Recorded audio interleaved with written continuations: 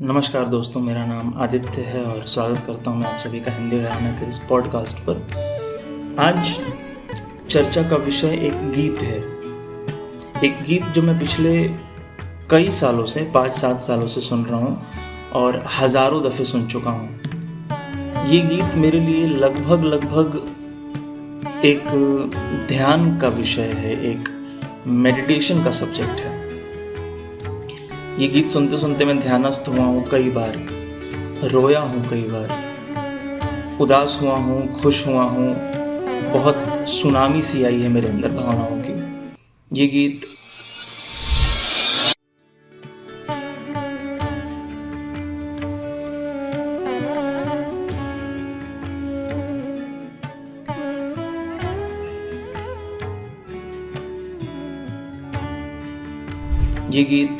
Raincoat film की है। मथुरा नगरपति इसके बोल हैं। शुभा मुद्गल जी ने इसे गाया है।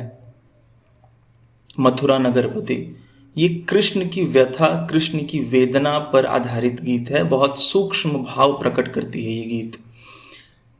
हालांकि जब मैं कृष्ण की व्यथा और कृष्ण की वेदना कह रहा हूं तो मुझे ये नहीं बोलना चाहिए कि कृष्ण एक अवतार हैं, कृष्ण पूर्ण अवतार हैं। ओशो कहते हैं कि कृष्ण संपूर्ण अवतार हैं, कृष्ण के जैसा और कोई अवतार नहीं है। तो भावनाएं और वेदना और दुख और विरह और पीड़ा, ये सारे शब्द कृष्ण के लिए शायद उतने उपयुक्त नहीं है, पर बात यहाँ प्रेम की हो रही है तो हम ये रिस्क ले सकते हैं ये कहने का कि कृष्ण की वेदना, कृष्ण का दुख। तो कृष्ण के दुख को प्रकट करता है ये गीत बहुत सूक्ष्म रूप से, बहुत हृदय को छूने वाला, बहुत मार्मिक गीत है ये। कृष्ण मथुरा के राजा हैं। कृष्ण के पास राजभवन है, कृष्ण के पास दुनिया के सारे वैभव, सुख सुविधाएं हैं, कृष्ण की बहुत सारी रानियां हैं, कृष्ण के पास बहुत संपन्नता है। पर कृष्ण के पास एक विपन्नता भी है, कृष्ण के पास एक रिक्तता भी है। कृष्ण रिक्त हैं भीतर से। कृष्ण का मन क्लांत है, कृष्ण का मन बेचैन है, अपूर्ण है। किसी के लिए किसी की दूरी है, किसी का अभाव है जीवन में जो कृष्ण को चुभ रहा है, टीस लगी है जिसकी कृष्ण को। इस गाने में वो सामने निकल कर आती है, वो टीस। आधी रात को कृष्ण बेचैन हो जाते हैं, सारथी को बुलाते हैं।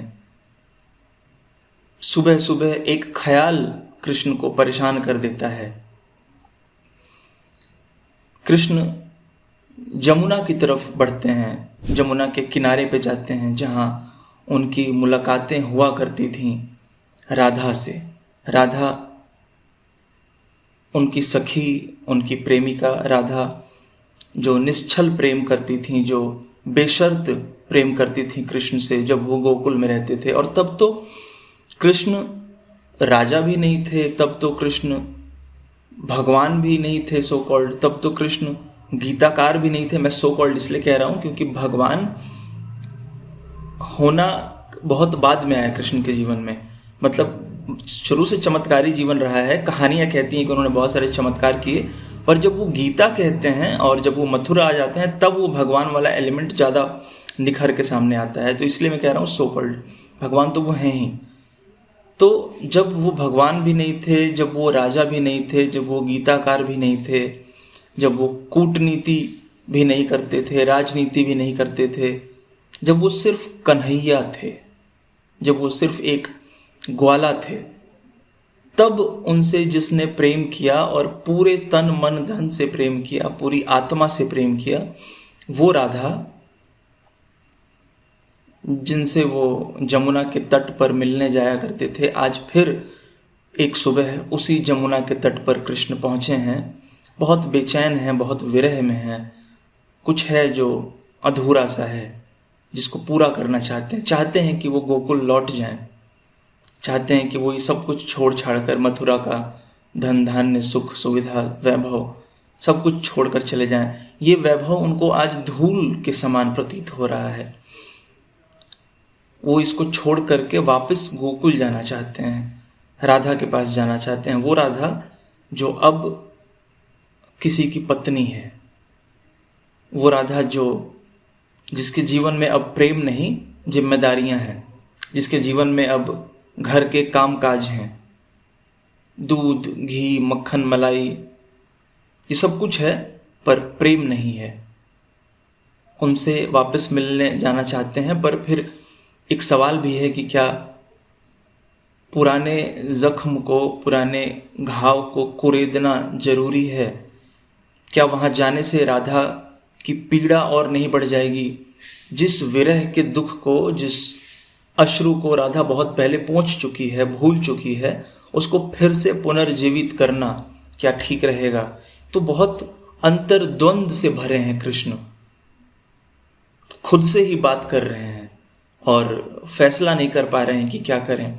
मैं आपके लिए इस गीत के बोल पढ़ रहा हूँ, मैं लिरिक्स पढ़ रहा हूँ और यथासंभव मैं प्रयास करूंगा कि ट्रांसलेट भी कर पाऊँ, मतलब उसके अर्थ समझा पाऊँ। तो उस गीत की शुरुआत होती है, सुबह सुबह का ख्याल आज, वापस गोकुल चल मथुरा राज। मथुरा राज यानी कृष्ण। सुबह सुबह का ख्याल है, कृष्ण के अंदर द्वंद है कि क्या वापस गोकुल की तरफ चला जाए, सब कुछ छोड़ छाड़ कर गोकुल लौट जाना क्या उचित है?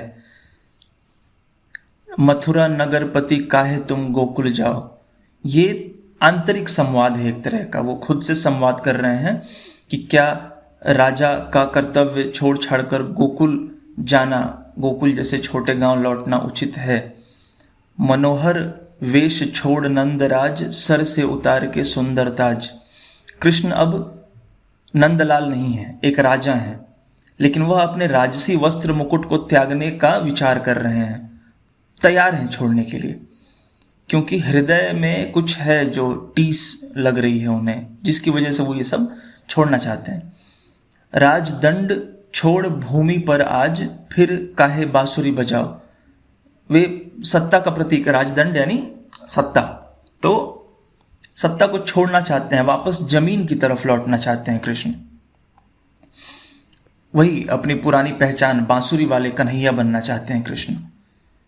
कौन सा अनोखा गीत गहे पिक कूल, राजपात जैसे आज भई धूल। अभी हमने बात की कि गोकुल से कोई गीत है जो उनके मन में आज सुबह सुबह बज रहा है, कोई सुर है जो आज छिड़ा है उनके हृदय में, जिसके सामने ये सब धूल जैसा लग रहा है। राजपाट, ये सत्ता, ये राजदंड, सब धूल के समान प्रतीत हो रहा है, तो वो ये सब छोड़ना चाहते हैं। विरह लगी फिर हृदय आकुल, राजकाज मन न लगाओ। विरह की भावना जागी है, राजकाज में कोई मन नहीं लग रहा है उनका। आत्मा की पुकार है कि वापस गोकुल की तरफ, वापस प्रेम की तरफ, वापस सादगी की तरफ लौटा जाए। पुर नारी सारी व्याकुल नयन, कुसुम सज्जा लगे कंटक शयन। जो नगर की स्त्रियां हैं वो बहुत व्याकुल नयन से, बहुत बेचैन होकर कृष्ण को देख रही हैं। उनको ये जो कुसुम सज्जा, ये जो फूल के बिछावन है, लगे कंटक शयन, ये कांटों का बिस्तर लग रहे हैं कृष्ण को आज। रात भर माधव जागत बेचैन, काहे आधी रात सारथी बुलाओ। रात भर बेचैन हैं, सो नहीं सके हैं, और आधी रात को मिडनाइट में सारथी को बुला रहे हैं, चलने की तैयारी करने की सोच रहे हैं। धीरे धीरे पहुंचत जमुना के तीर, सुनसान पनघट मृदुल समीर। धीरे धीरे वे यमुना के तट तक पहुंचते हैं चल के, जहां कभी राधा से मुलाकातें होती थी। आज वही जगह, जमुना का तट सुनसान पड़ा है, वहाँ बहुत एक मेलनकोली है, हवा में पीड़ा है, वहाँ बहुत अकेलापन है उस जमुना के तट पे। जहाँ पहले प्रेम होता था, जहाँ पहले राधा होती थी, आज वहाँ अकेलापन है, सुनसान है। खान खान माधव बिरह मदिर, उसे कहे भूल न पाओ। कृष्ण विरह के मदिरा में डूब चुके हैं, राधा को भूल नहीं पाए हैं, सच्चाई तो ये है।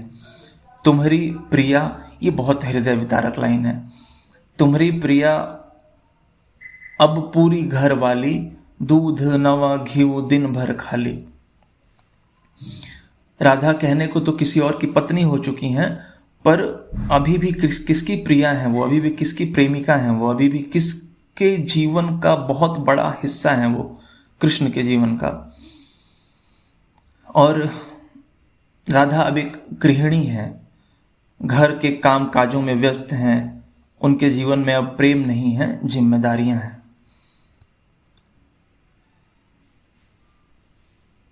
विरह के आंसू कब के पोंछ डाली, फिर काहे दर्द जगाओ। विरह के आंसू, राधा दुख कब का भुला चुकी हैं, पहुंच चुकी हैं, भुला नहीं चुकी हैं, पर आंसू कब तक बहेंगे। एक वक्त पे आंखें सूख जाती हैं, तो आंसू पहुंच चुकी हैं। पर कृष्ण क्योंकि अगर फिर से लौटते हैं तो वो दर्द फिर से ताजा हो सकता है। मथुरा नगरपति काहे तुम गोकुल जाओ, ये पंक्ति बार बार आती है इस गीत में, मथुरा नगरपति काहे तुम गोकुल जाओ। ये आंतरिक संवाद, एक अंतर्द्वंद की स्थिति को बयां कर रही है ये लाइन, कि वो बार बार खुद से ही बात कर रहे हैं, खुद से ही पूछ रहे हैं कि गोकुल क्यों जाना है, गोकुल क्यों जाना है। शरीर है कि अब जमुना की तरफ बढ़ता जा रहा है, मन है कि जो यहाँ लग ही नहीं रहा, आत्मा में कोई और ही बसा है, और एक झूठी औपचारिकता है जो यहाँ रह के सत्ता संभाले हुई है, वो उसको छोड़ना चाहते हैं, वो मुक्त होना चाहते हैं इन जंजीरों से। तो बार बार पूछते हैं काहे तुम गोकुल जाओ। मैं ये गाना जितनी बार भी सुनता हूँ मैं भावुक हो जाता हूँ, शांत हो जाता हूँ, मौन हो जाता हूँ। बहुत अंडररेटेड सॉन्ग है, मैंने कभी सुना नहीं किसी के मुंह से इसका जिक्र, या कहीं बजते हुए भी नहीं सुना, पर बहुत खूबसूरत गीत है, बहुत प्रेम से लबालब भरा हुआ, भावनाओं से ओतप्रोत, बहुत बहुत बहुत खूबसूरत गीत है। सुनना चाहिए आप सबको। आज के लिए इतना ही, धन्यवाद।